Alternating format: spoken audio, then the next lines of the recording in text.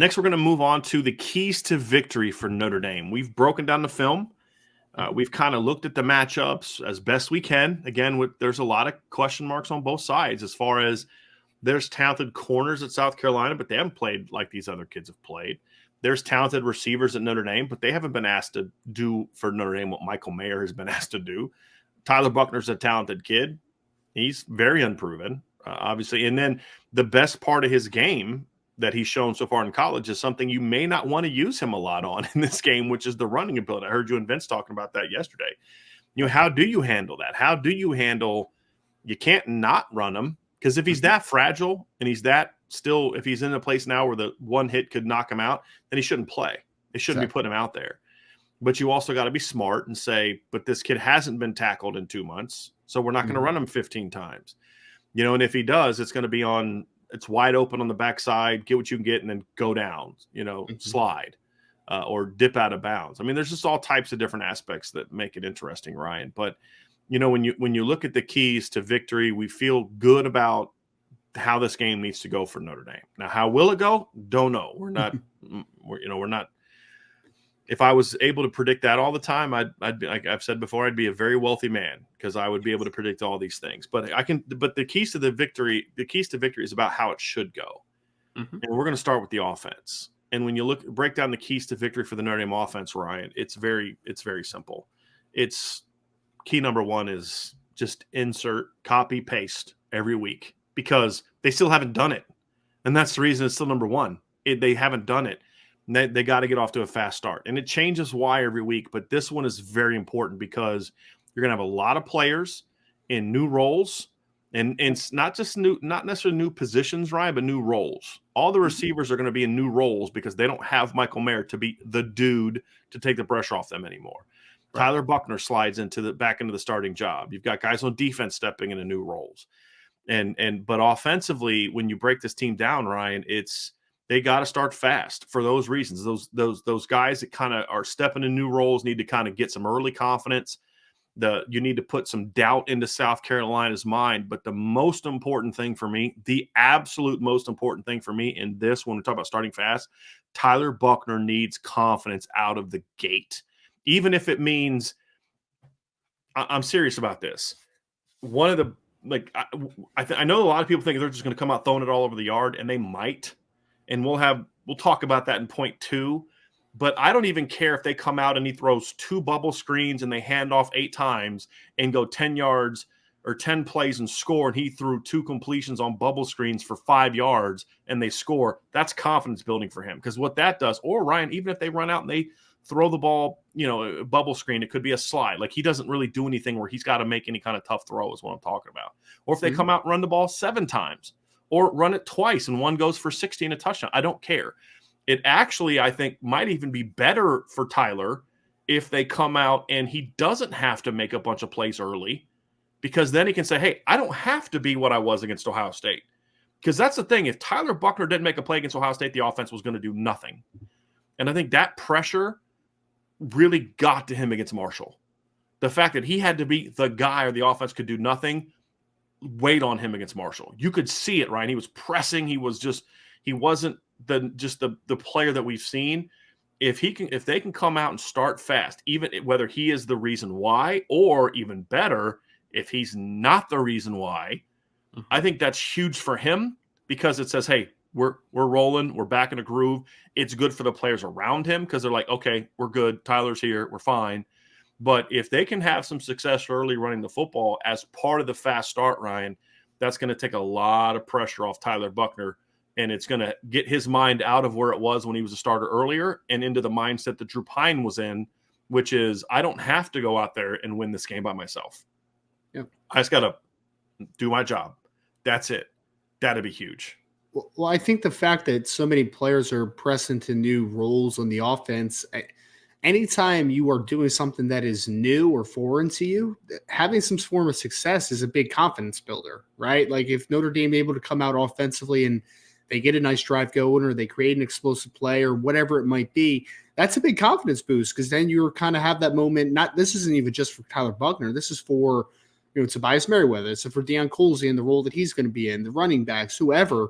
They kind of have that aha moment, like, oh, all right, I can do this, man. Like we're good. We can make this work type of situation.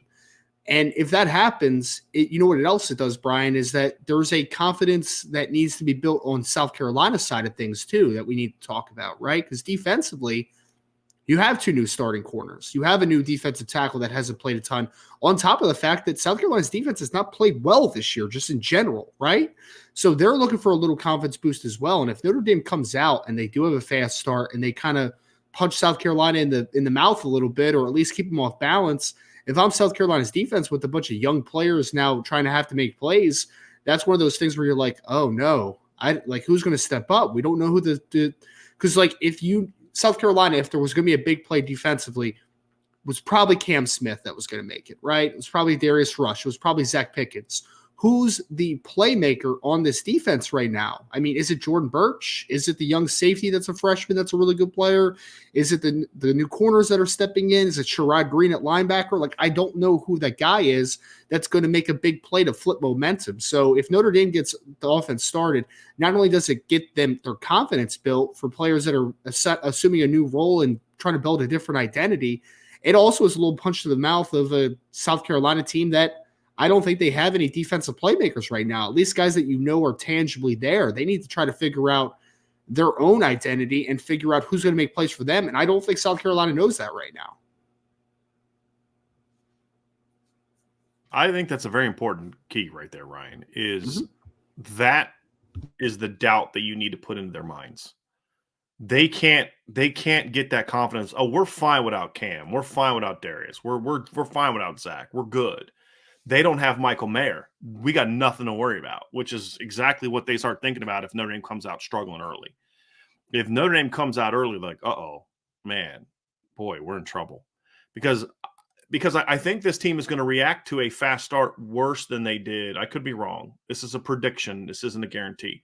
I think this version of this South Carolina defense will react worse to a fast start than what we saw before. Because remember, Clemson jumped all over South Carolina in that game. I mean, jumped all over them. It was like 14-0, I think, at one point in time, 23-14 at one point in time. And just really all over them. And South Carolina just kept at it. They kept playing it. But that's because they had those veteran guys that were NFL caliber guys that were kind of playing at a very high level at that time in the secondary. Zach Pickens was a really good football player. So I think when I look at it, Ryan, I think that there may be more doubt creeping in to that team than what we saw from them at other times. It may look more like what happened early against Georgia and teams like that when, Florida, when they got on them early, that team kind of died. You got to make sure the confidence they gained late in the year with those wins gets erased quickly. And so I think that's why a fast start is really important.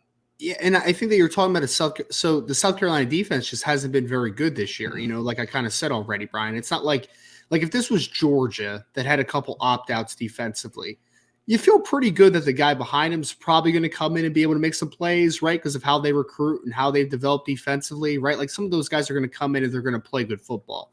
South Carolina-wise, with they're only a second year under Shane Beamer. They're still growing and they're still trying to fill in holes that were left by the previous staff under Will Muschamp. So you're trying to find those difference makers. You're trying to find the depth.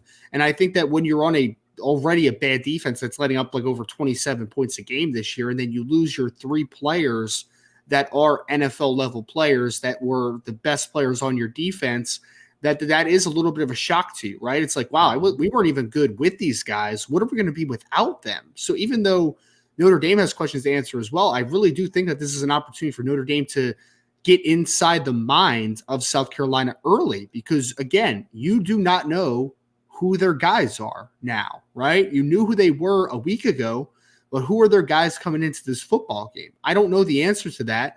And I'm sure that there's going to be some guys that are going to step up for South Carolina, but ultimately they just got a lot younger, a lot less experienced in only a couple weeks of opt-out. So Notre Dame has an opportunity to shock them a little bit and to really get them on their heels early on in this game. For me too, Ryan, I think Katie Keever says it here well. She says if Tyler Buckner doesn't play well early on, does he start to think back to Marshall? And that's the key. It's like, right, like we're talking about what does a fast start do to the psyche of South Carolina? That's my concern if Notre Dame doesn't get to a fast start. And it's not just Tyler Buchner. Do the players, the other guys around him, start thinking that, right? Because if they come out and struggle early with Tyler quarterback, and let's say South Carolina jumps on them, whether it's fair or not, there's going to be thought of, well, this didn't happen really when Drew Pine was a quarterback. They were able to run the ball and do. I mean, it may be fair, it may not be fair, but that's what you run the risk of sinking into the minds of the players, and more importantly, sinking into the mind of Tyler Buchner. Then does he start thinking, I got to press, I got to scramble, I got to do this, I got to do that, and then all of a sudden he's exposing himself to being hurt again or not playing again. He needs to be calm. He needs to just kind of go out there and be part of the offense, and that leads to point number 2, Ryan, which is Notre Dame's got to be who they are. Yes. Now, not who they were, but who they are. And who they are now is a team that does not have Michael Mayer, and a team that does have Tyler Buchner, and a team that's receiving core is as healthy as it's been all year. That's who they are. But at the same time, they're still a team with a dominant rushing offense. So we'll get into the fact of how the run game needs to be successful. But I don't see this being Oklahoma State 2.0 from last year. Maybe they do. I do think they need to be balanced. I don't think they can just come out and go 12 personnel. I hope they don't come out and go 12 personnel all day. Now, there's a role for 12 personnel in this game, flat out. I mean, there's things, especially because when South Carolina sees Notre Dame in 12 personnel, Ryan, they're going to come out and they're going to jump into their really reduced fronts. They're going to come out and play a lot of guys in the box, and we actually have a clip here of kind of what I expect it to look like when they do go 12 personnel. As we were breaking these games down, I kind of took a little screenshot of this. So let me just pull this up here real quick, Ryan, just to kind of show an example. They're a 3-down team primarily. But you can expect when Notre Dame comes out in 12 personnel, let me just open this up here real quick. Open in preview. Let me go here. So you're going to see a lot more of this from South Carolina when Notre Dame goes to 12 personnel, right? Which is man-free. Cover one-on-ones outside. Now, whether it's Lorenzo Styles with his speed or the size of Deion Colsey or the size-speed combination of Tobias Merriweather, I don't care who it is. If one of those 3 guys is in this matchup up here, Notre Dame's got to take some shots, which we'll get to, right? But, there's also things that you can do out of this look in the run game that can be effective. So my point is, I'm not saying don't go 12 personnel. I'm not saying going 13. They did a lot of 12 personnel against Oklahoma State last year. They just threw out of it. My whole point is you've got to play to who your team is now, not who your team was during the regular season, because you don't have Michael Mayer. You don't have Eli Raridan. You don't have guys that were a part of your ability to run the football. Mitchell Evans is not Michael Mayer as a blocker right now. Holden Stace is not Eli Raridan as a blocker right now. And so you've now regressed in your ability to block at an elite level at a 12 personnel based on who you are now. May change by next year, and I'm not saying they abandon it. There is a role for 12 personnel, but it's got to be different than it was before. Duo a million times may not be as effective this game because you need that dominant tight end blocking. Maybe inside zone's a little bit more effective where the tight end just kind of has to get on a body and be in the way. There's all types of different ways to look at it to say, look, who are you now? What is your personnel now with Tyler Buchner quarterback, with the great offensive line that you have now, with the outstanding backfield that you have now? How do you properly use that knowing you don't have Michael Mayer anymore? Maybe 21 becomes more of a part of what you do. Maybe 20 becomes more of a part of what you do, which I actually would kind of like to see a little bit against South Carolina. But I still think there's a role for 12 personnel because I think South Carolina goes to a 4-down personnel grouping when Notre Dame goes. If Notre Dame comes out early in 12, one of the things I'd love to see from Notre Dame, Ryan, part of that fast start, is come out early in 12 personnel. Maybe run duo on the very first play of the game to get Carolina thinking, same old Notre Dame, and take 2 bombs in a row after that or something like that, or do something to take advantage of that, right? To where you get them thinking that's who you are. But they've got to play to their strengths, and their strengths are not what got them here because they don't have Michael Mayer. Now, in some ways, it is. You still got a great O-line, still got a great backfield. So I'm not saying come out and throw the ball 68 times. I do not want to see that unless Tyler Buchner completes 50 of them, right? I don't want to see 38 for 68, 500 yards passing. I want to see this be a balanced offense. And I want to see them come out and play to their personnel strengths, which means more receivers, more two backs, more of that as opposed to the 12 personnel that we saw throughout the season, which was the strength of this team. Yeah, and I mean, I think that you make a good point, though, the fact that Notre Dame can work off of strengths that they do have. It's just you can't run your offense schematically through the tight end as much as you did the first 12 football games. Like, that's just not going to happen, right? It's just not the approach. I mean, I think Mitchell Evans could be a really successful player at Notre Dame. I think Holden Staes could be a really good player at Notre Dame, but they're not going to look the same as what Michael Mayer is, right? Like, it's just going to be stylistically different, even on top of just the lack of production, obviously, at this point, comparative to one of the best tight ends that we've seen in recent memory. Like, that's what you lost. But you made the points, and I agree completely. You still have a really good offensive line. You still have all your running backs. You still have those elements to your game. It's just going to look different, and different's not a bad thing. Different is just, again, it's just a different way of going about it. But you have now had 15 bowl practices to try to figure out what is the identity of this new team, right? Because it's basically a new entity, right? There's the baseline things that you're working off of. It's basically like an offseason. You went into the offseason knowing, hey, I have a really good offensive line coming back next year. I have running backs coming back next year. Awesome. But we have inexperience in the passing game, right? We have lack of production in the passing game. Well, how do we supplement production and work to our players' strengths? That's the biggest thing for me. And I think that I would love to see them come out and mix and match a lot of personnel looks, but more than anything, I want to see Deion Colsey outside, right? I want to see Tobias Merriweather outside. I want it to look different. I want to run 12 personnel. I want to run 11. I want to run empty at times. I want to run 20, 21. Like, there's just opportunities with, I think, if anything, Brian, and I don't know if you agree with this, but the fact that you don't have Michael Mayer and you have a lack of depth at tight end with only 2 healthy tight ends in this football game, I think you're almost forced to be more diverse with how you approach the game offensively. You have to do more things, right? And I think that gives opportunities to different players that they didn't have during the season because of how you functionally ran your offense. So I think you have opportunities on the table. Now, what Tommy Rees and his staff does with it remains to be seen, and we'll see it obviously on Friday. But I think what is possible now is that you have more options on the table coming into this football game. So I'm excited, and I'm very curious to see what the offense looks like because it has to look different. It needs to look different. And if you play the strengths correctly, even though it's different, it could still be very, very explosive and very vital. And it's going to be a big opportunity for the staff, I think, to prove that they can acclimate and work to what the strengths of this football team are. That's going to be key. Play to your strengths. You nailed it. You absolutely nailed it. That's going to be a big part of it. Now, part of your strength is still the ability to run the football. Again, understand what we're saying. It's going to look different. How you get there has got to be different. You need to be more balanced. Your strengths are Deion Colsey stepping up. He's not injured. You can't use that excuse anymore. Tobias Merriweather's been cleared since right after USC. No excuse to not play him more, right? Lorenzo Styles is, one I haven't heard a lot about bowl prep, but one of the things I've heard from a couple sources is Lorenzo's had a good bowl prep season. Okay, let's see it on Saturday. Jaden Thomas has become a more dependable player than when Tyler Buckner was first trying to throw to him early in the season. So those guys are there. And it also doesn't mean you don't use the tight ends. It's just use them to where they are right now. Holden Staes could make some plays in this game. Mitchell Evans could make some big plays, but do so more as complements to the other stuff. Off of a play action where you try to get Mitchell Evans free down the seam because they're not keen on him the way they did Michael Mayer. So you could actually see really good tight end pass game production, but you can't do it off of that's the number one read in 90% of our pass plays.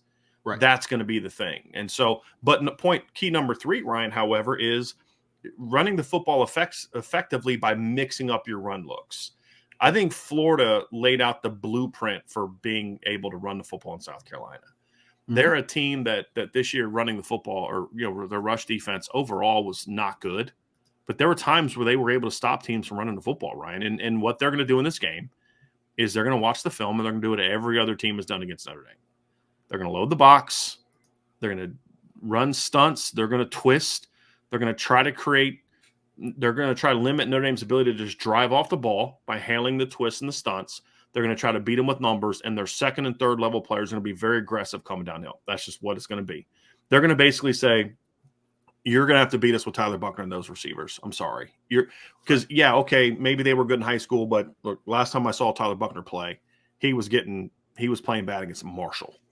We're going to make him beat us. And honestly, that's a smart plan. Now, I think Tyler Buchner's capable of doing it, but I'm going to make him – I'm not going to let Audric Estime and Logan Diggs beat me running the football. Not happening. I'm not letting this offensive line beat me. Sorry, not happening. I'm going to overwhelm you with numbers and movement. That's what they're going to do. Now, they tried that against Florida as well. And Florida did a really good job of mixing up their run game, Ryan. It's like their first big run of the game was just downhill, bam, right in the A-gap. Then their next long run, which is like about a 90-yard touchdown, was a stretch play where they caught South Carolina in an inside stunt. I mean, their linebackers came down hard downhill. They were rolling their coverage because Florida did a lot of – this is what I forgot to mention. Florida did a lot of pre-snap movement, like jet stuff with their receivers like Notre Dame does. But unlike Notre Dame, they mixed their run game up a lot more effectively. It wasn't just downhill ISO stuff. It was off tackle. It was counter. It was a couple jets. And the jet, I mean, they were in jet on the first play of the game, gained like 7 yards. But it got South Carolina thinking, like, we're going to quickly get outside of you. And then they went right back into the A-gap. I think that's what we got to see from Notre Dame, that mixed up run game out of different personnel groupings, run it out of 20, run it out of 21, run it out of 11, run it out of 12. Run it out of shotgun, run it from under center in certain looks if you have to. Those are the things I want to see, but it can't be find 87,000 different ways to run duo. Right? You have to be balanced and you have to mix it up with your inside out and your misdirection runs. Those things are going to be key. I'm never a fan of just repeating what another team did. That's not what we're saying. This is a different team. They won't have Anthony Richardson at quarterback. Now, if Tyler Buchner were in a different situation, I would say you could take advantage of some of that. But I don't want to see them running power read like Florida did against them. I don't want to see that. But there are still some things you can do with your quarterback. But just your base run game, your inside zone, your duo, your outside zone, and your counter stuff, along with your jets and shovels, needs to be all of what you do. It has to look like that, Ryan. It has to look like it did against BC. It can't look like it did against USC. It can't look like it did against Clemson, to be honest with you, because this is going to be a different football team with a much more explosive offense. And that was that game. It worked that day. But you don't have the personnel to do that anymore.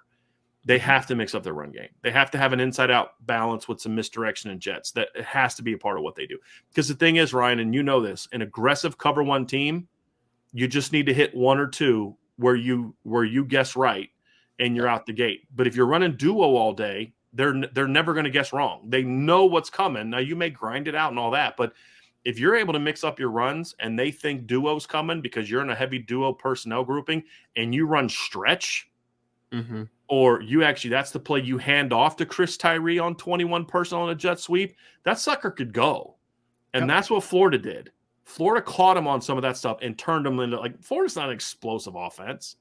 But that inside-out mix is why they had like a 90-yard run. They had like several big runs in that game, and that's why. They mix it up, and they caught South Carolina in some plays. Well, and, I mean, this is the frustrating part of Notre Dame throughout the season, Brian, is that they have the running back skill sets that are so different that they should have high variance as a running team, right? They should have diversity. You have a 230-pound battering ram in Audric Estime, a good all-around back in Logan Diggs that can do a little bit of everything. You have Chris Tyree, who's lightning in a bottle, who can work outside and into space. You have diversity from your running back skill sets. So that would tell you, like, hey, maybe you should have diversity from a running game perspective as far as stylistically what you're doing or schematically what you're doing. And not to mention, although Tyler Buchner, I don't think should be featured tremendously as a runner, he does give you that zone read look, right? Where you have to be like, hey, man, you can't just crash on him all the time, because Tyler Buchner could take one and go for 15 yards and hopefully get out of bounds or slide and, protect themselves a little bit. So you have the makings, not to mention of the offensive line fully intact, of a really good offensive line and a really good run game. But I think the biggest thing for me, and you said it perfectly, we talked about it on the show yesterday, If I was South Carolina's defensive coordinator, I'd be like, guys, we're playing cover one all day, man, and we're playing man-to-man outside, and I'm going to sneak that extra defender in the box because you know what? Until they prove me that they can make a big play outside, or Tyler Buchner is healthy and could kill me with my man coverage looks as a running quarterback, then I'm not going to respect that until you show me that I have to respect it. So Notre Dame, I think, has to show that they have a diversity of skill sets. We know that you can run the ball downhill. We know you can run the ball between the tackles. Can you do the other things that I have to now loosen up my box because I now have to respect you getting to the outside, perimeter stuff in the passing game? Until you show me that you can do it, I'm not going to respect you with it. So I think I wouldn't blame South Carolina at all for just going heavy cover one man all across the board. Let's make them, beat us. And if they don't beat you, don't get out of it. So I think that you have to force South Carolina to rethink their strategy and make them uncomfortable. Until they're not, I think they're going to stick to what they do well, and that's what they've done well this year.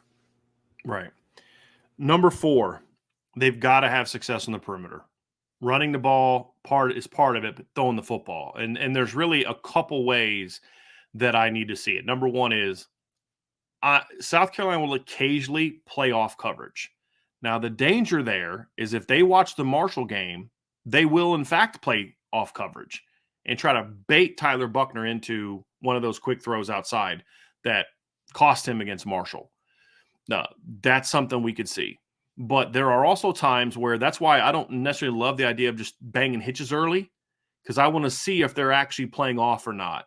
But some comebacks, some deep stops where you're running through the where the defender's lined up, getting him to flip his hips, and then just banging stops, banging comebacks, banging out cuts. I think those are perimeter throws that Tyler Buchner can make that they need to attempt in this game to sort of take advantage of those one-on-ones outside.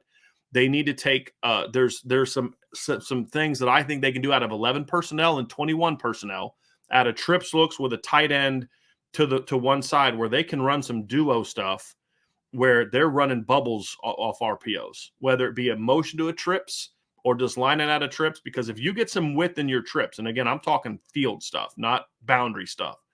I hate teams that throw bubble screens into the boundary. I can't stand it. Like, it doesn't work against good teams, hardly ever. Throw it to the field, right? So run your duo, run your inside zone to the right side, for example. In this look, you've got a trips to the left. Because what they'll do, Ryan, and you've seen this, is they'll play a safety off and a corner up, and then they'll try to cheat with that overhang defender or that other linebacker. Well, they'll try to play him 50-50. You can bang some of that stuff, especially against a team like Notre Dame, because when they see that run action downhill, they're going to step to it. You know they are. You can quickly pull and throw a bubble, and we've seen Tyler Buchner do that effectively last season. Go watch the USC game. Go watch the North Carolina game. We know he can make those throws. We didn't really see a ton of it in the first 2 games. And part of it was personnel. They didn't really know who their personnel was in those 2 games. With the way that Braden Lindsey's playing, with the way that Chris Tyree has played in the past game this season off of those looks, with kind of where you are with Lorenzo Styles starting to make more plays on those quick throws, that's got to be a part of what you do. I'm not a huge run a million RPOs against this team, but that's one where you can attack the perimeter and really get them to work for width, something Notre Dame did a horrible job of this year. And lastly, Ryan, but not least, with especially to Tobias and Deion Colsey, especially when they're in the game. When you get a one-on-one, like what we saw, let me pull this look up again, right? If they get into this look right here, where they have a one-on-one to the field and the safety is on the near hash to where the offense is. If they don't take a couple shots against this look with Deion and Tobias, I'm going to be pissed. I'm saying it right now. I'm going to be pissed. You've got to be willing to take those shots. Now, you've got to make them. This is a ball that Tyler throws well. We saw it in high school. We saw it last year to Kevin Austin. It is literally hit your third step and let her rip. This isn't a read. There's no read here. This guy is not Kyle Hamilton.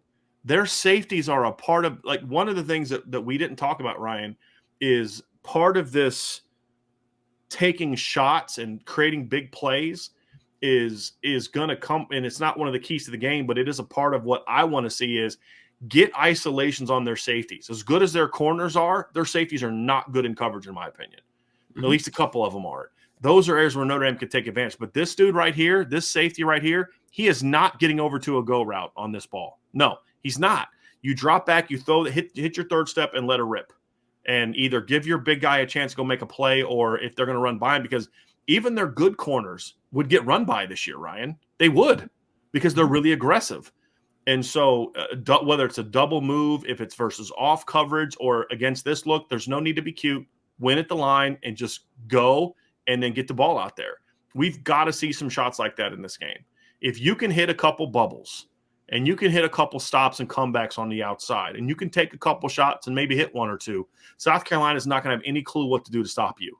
And that is how, if Notre Dame is going to dominate this game, they're going to need to hit some of those shots early to make South Carolina back off. Because if Notre Dame can get somewhat even numbers in the box, they will rip South Carolina apart in the offense. But South Carolina is going to force them to do that. They're going to say, we dare you to throw the ball, because you know what they're going to see, Ryan? 12 games of a Notre Dame ignoring this look. They ignored it for 12 games. Ohio State was giving them this, and then all through the year, and they never took those shots. Maybe once or twice, and they missed them. But I can't remember off the top of my head where they took a field shot like this. All the shots they took, Ryan, off go routes were all boundary shots. That's a lot easier to defend. Off corner, safety's right there on the hash. It's a lot easier to throw to defend. It is going to be very hard to defend the Notre Dame receivers if you can get a somewhat well-thrown football to a play like this in the top. It just is. Yep. And you know you're going to see it against them. South Carolina would be stupid not to show this look, because they do know that Notre Dame won't throw this ball. And so that's going to be a big key for me, is you've got to have success on the perimeter of your offense, especially with your passing game. Well, I mean, and now with Deion Colzie and Tobias Merriweather both being healthy and ready to go, you could become a more vertically oriented passing attack just in general, because those kids are 6'4", 6'5", 195 plus pounds each, that are guys that are going to win running the fades, running the comebacks, running the stops, doing those types of things, kind of staying on that vertical line and then breaking things off that way. And I think that you have I don't say easy advantage, because you have to see it. You have to see it from a production level, but from a talent perspective, you have an advantage outside right now, right? You do, with Deion Colzie, Tobias Merriweather, without South Carolina's top two corners in the game. You have an opportunity to play those deep shots, and you understand why Drew Pine wasn't as equipped to maybe make some of those plays. But Tyler Buchner, if there's one thing that he has shown, to your point, it's that he can make that outside fade route. Like, he can drop it in the bucket. And if he has the opportunity to loosen that defense up, I think you have the opportunity to take advantage of it, because you have two vertically oriented wide receivers outside, potentially go against two backup corners that aren't super experienced. Notre Dame should have a clear advantage there, and that's the easiest way to now get teams saying, maybe I have to run more two high looks, maybe two man, maybe some cover four stuff. Maybe I can't see that extra guy in the box. That helps you across the board. If you can show that you can hit some throws outside the numbers, it shows now that, hey, I can now win the numbers game inside, running my duo stuff, running my inside zone. And as you have a more advantageous look, you have to like the advantage that you have inside as well, because your offensive line is clearly better than their defensive line. There's no doubt about it. Your running backs are good enough to get big chunks in this game against a struggling run defense for South Carolina. But in order to get those looks in your favor, you have to hit some plays outside the numbers, and you have the guys. I don't want to hear that they don't have the guys. They have the guys. Deion Colzie, Tobias Merriweathers, they have the guys to create those big plays. Braden Lindsey can flat out run by these guys. There's no question. Have them to the field. Well, here's the only problem with Lorenzo. Yeah. He has not been able to show he can catch the football this year. That's my only concern with that one. But if Lorenzo was what he was last year, 100%, right? I mean, you're absolutely right. I mean, look, Jack Cohn missed that opportunity early in the bowl game last year against Oklahoma State. It was like a play or two before he hit Lorenzo for a touchdown. But he had Braden Lindsey smoke the dude against Oklahoma State. You remember that route? Then Jack underthrew him. Braden had to try to come back and get it, and the guy broke it up. But he ran by that guy 3 or 4 yards at least before that ball was underthrown. But you've got two guys for sure that I want to see get a ball there. I want to see Tobias and Braden both get that ball thrown to them, both of them. If Lorenzo had the good bowl prep that I've heard, and they want to run that with him, and he's able to get off the line, fine there too. So I'm with you in theory, Ryan. Just, we've watched him struggle to catch little simple things during the season. I'm just a little nervous about that. But if Lorenzo comes out and makes a play like that, South Carolina has no chance. No chance. Just because, it's okay. Now Lorenzo's going, like, what do we do now? But that's a big part of it is being able to take and hit those outside shots, short, intermediate, and deep. So the bubbles, the stops, comebacks, outs against the off coverage, because they will do some off coverage into the boundary, end of the field. I would be very hesitant to throw the quicks early because I think they're going to try to bait them. I don't want to see hitches in this game. I feel like they're going to try to bait Tyler just like Marshall did. We called that during the week of the preparation too, because we saw how they played. South Carolina does a lot like Marshall did with their aggressive coverages. You've seen it, Ryan. You pop on film, Missouri, all these different games. They're baiting quarterbacks. I dare you to throw a hitch route. I dare you. Because we're going to make you think we're bailing, but we're not. We're going to jump this sucker. And that's partly why they have so many picks. They bait quarterbacks really well on the outside. So I don't want to see the short stuff unless it's a quick boundary throw versus a guy that's got his hips turned. And even then I'm like, okay, let's see. I want to see the behind the line stuff, and I want to see the deeper stuff. I want to see the 10-yard outs. I want to see the 12-yard stops, the 15-yard comebacks. Those are the routes that I want to see thrown to the outside the numbers, that I think you can have some success, because now you force them to determine, why does that matter? Okay, if I throw a hitch route against a team that is really aggressive coming downhill, I run the risk of two things happening. Number one, they bait my quarterback and they pick it off. Number two, you're going to have a situation where the ball gets tipped and it gets up in the air and you've got a guy really close in coverage. So that's my concern. If you throw quick out cuts, that's the worst route to throw against this team from the outside guy. There's some stuff you can do with out cuts from the inside versus cover one, where you can run off the outside guy with the vertical, and then you have an ISO on like a little 5 or 10-yard out cut against a linebacker, safety, or nickel. Those routes are a little bit more effective. But here's the reason why I want to see some of the intermediate stuff, the 12 to 15-yard stuff. Because the way South Carolina plays, they're either going to be in press or they're going to be in off coverage, off man. When they're in off man or quarters, what they're going to do is they're going to try to play up until you threaten them vertically. So what they're going to do is they're going to try to jump all over 5-yard out cuts. They're going to jump all over hitches. They're going to jump all over slants and crossers. They want to be all over that stuff. They play crossing routes really well.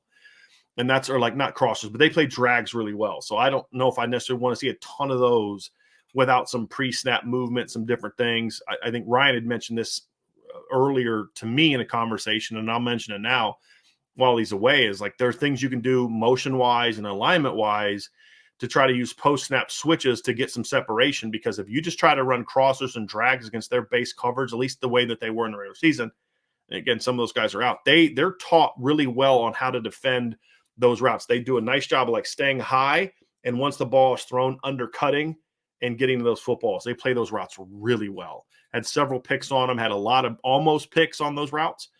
So what I like is the deeper stuff, because what you do is if I'm playing off coverage and you attack me, I'm going to sit on it. I'm going to sit on it. Even if I'm pedaling, I'm going to sit because I want to keep you and the quarterback in my line of sight. Once the quarterback has now eaten up my lever or eaten up my cushion, and he steps on my toes, and as soon as I got to flip my hips, now the offense has the advantage. So as soon as a corner flips his hips, then you're in situations where he can bang the out cuts. Even those got to be thrown on perfect timing. But you can bang the stops. You can bang the comebacks a lot more effectively once you get that guy to flip his hips.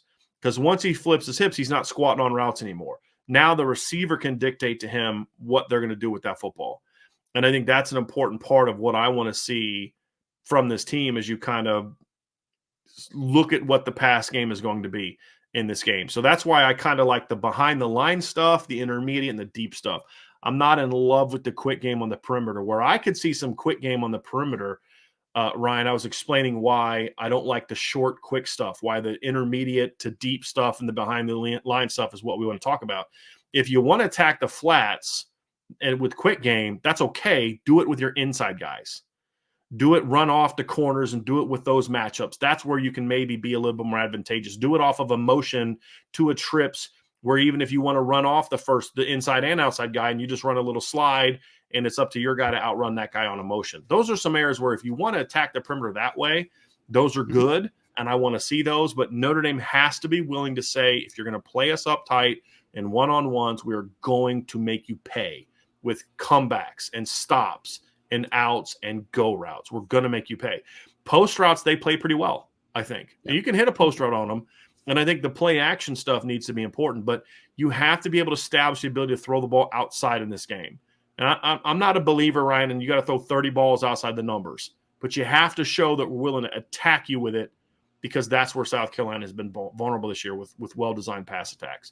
And that opens up so much more stuff. Mm-hmm. And we saw it last year too. I mean, you can do it off post switches, right? Remember the route they ran against Oklahoma State where they took a post? I think it was Mayer ran like a post, and then Lorenzo Styles went in motion and kind of wheeled, and Jack threw that little back shoulder play to Lorenzo for like a 15, 20-yard gain. That's another way to get to it as well. It's not just about lining up one-on-one and running a million one-on-one routes. That's part of it, but there's other ways to get there too. But I think if they can hit those throws in this game early, I think you get Tyler into rhythm, you get South Carolina out of their comfort zone, and you have chances for big plays. It has to happen in this game, right? Has to. Well, and I think that a big key is, I know we mentioned it already a couple of times, but the South Carolina cornerbacks, even without Darius Rush and Cam Smith, they're still an aggressive units, like they're going to play on the line of scrimmage a ton. They're going to play a lot of press man. And I think they're especially going to stay there until Notre Dame proves that they can make some plays. Why would I respect you? Right. And I think that we're going to see an opportunity for one of the corners to be up on the line of scrimmage against a Tobias Merriweather or Deion Colsey or Braden Lindsey, whoever it might be. But at the end of the day, if you can't make the play, it doesn't matter, right? But I think that for your point, Brian, I think it's spot on, is that there's going to be opportunities to be made there, right? Now, Notre Dame needs to go out and make them, but the key is that these corners, although talented, they rest on their athleticism. Even Cam Smith and Darius Rush, they rest on their athleticism because they can. Why do you play a lot of press man as a corner? I mean, sure, it's about physicality and length and all that great stuff, but it's also about, if you do miss, you trust the press man corner to get back in phase because they usually have good recovery speed, right? Like, that's the big thing. So there's going to be misses at the line of scrimmage. We've seen Braden Lindsey, especially at times this year, where if you're up on him and you have a bad jam attempt at him, he can make you miss, and he can get an easy release, and you're not catching him. Exactly. You're not catching them. They don't have a cornerback that can catch Braden Lindsey if they miss at the line. They don't. Neither has every other team they've played, Ryan. That's why we've said we still are seeing it in the chat. I don't see Braden Lindsey doing that. Okay. At this point in time, it's like they're just going to be unconvinced until a quarterback actually throws him the ball doing it. But we've been at games. I'm at every game.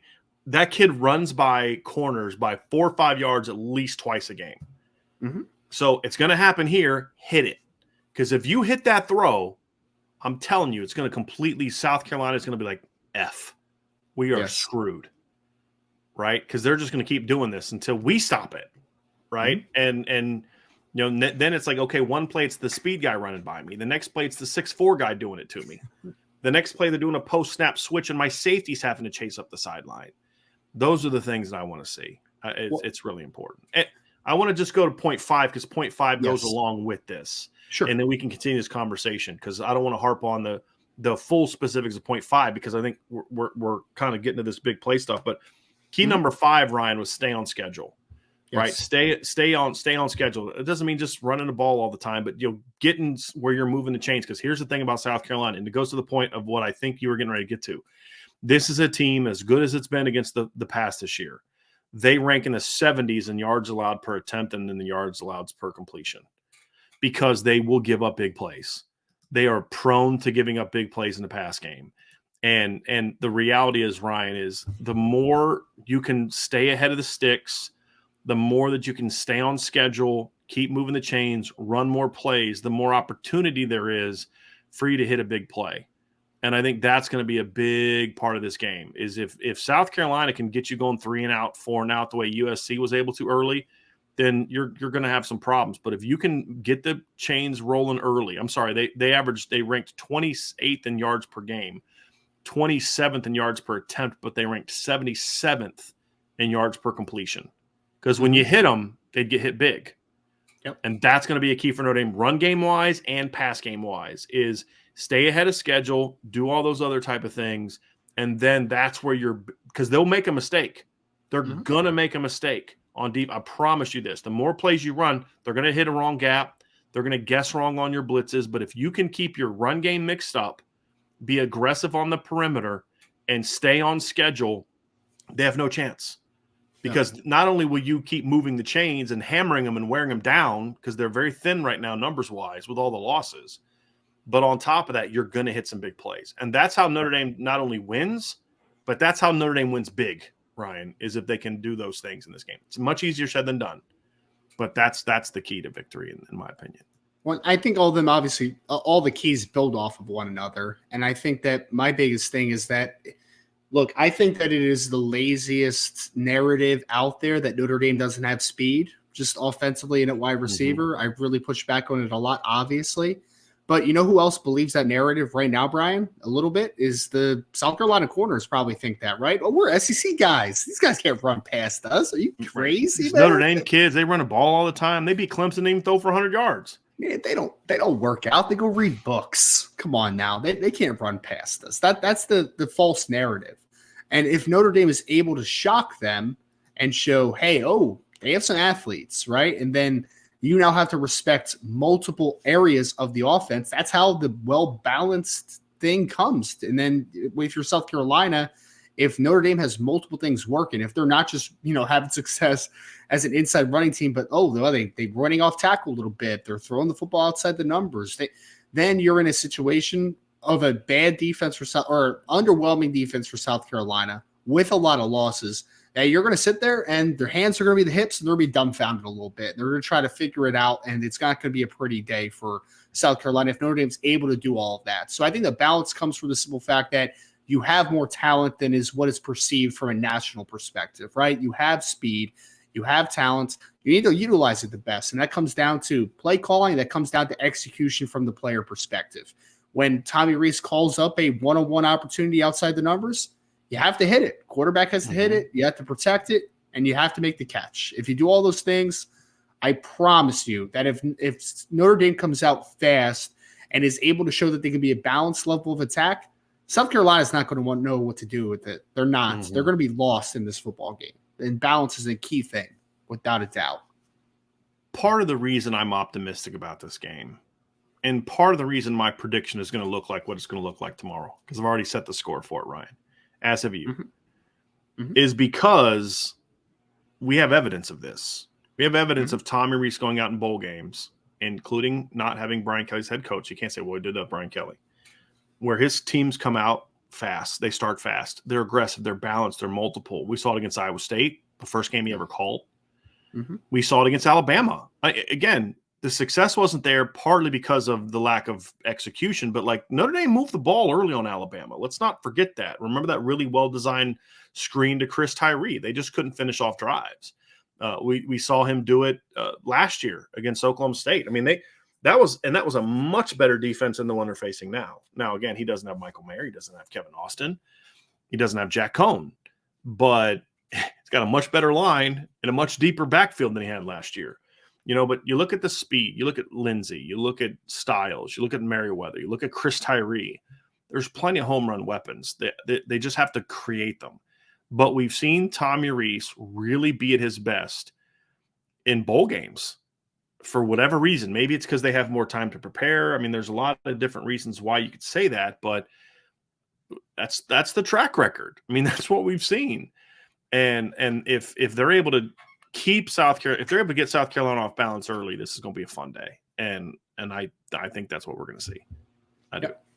I agree. It's going to be a great opportunity. I think that Tommy Rees has the chance to dial some new things up, man, and to be a little more diverse with how his approach is offensively, because I think it's going to be forced to do that way. And again, I think Notre Dame has the athletes outside, at running back, at quarterback, that they can take advantage of the opportunities, because there's going to be advantages from Notre Dame athletically across the board. Not only wide receiver versus inexperienced cornerbacks, but the linebackers on the second level are not the best for South Carolina. South Carolina safeties, I think, are really nice run fit players, especially the freshman that they have that's like 6'4", 220. But I agree that they're not the best pass coverage players right now. They're down their best defensive lineman inside. There's going to be opportunities for Notre Dame to make a lot of plays, but everyone has to be on the same page and they have to buy into the identity, in my opinion.